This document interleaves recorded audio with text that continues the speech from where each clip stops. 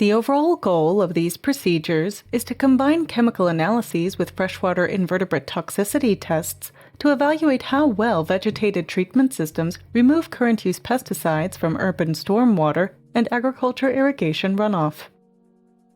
This approach is intended to answer whether standard remediation practices are effective at protecting surface water quality from contaminants, and to determine the appropriate monitoring components for evaluating effectiveness of management practices. The main advantage of these procedures is that they couple toxicity test protocols with chemical monitoring of infield remediation techniques designed to reduce loading of pesticides in surface waters.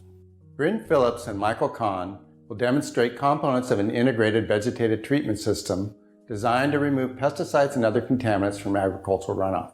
Voorhees will demonstrate 3 toxicity test protocols used to monitor the treatment system.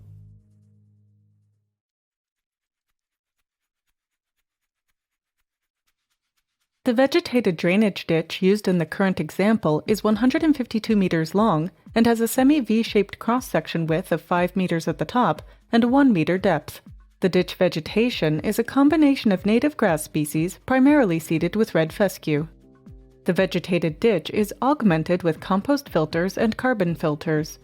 Filters are constructed from tubular mesh sleeves that are 2 meters long and 20 centimeters in diameter. Fill each carbon sleeve with 30 liters of granulated activated carbon, and fill each compost sleeve with 15 kilograms each of partially decomposed yard waste from any clean source, such as a local landfill.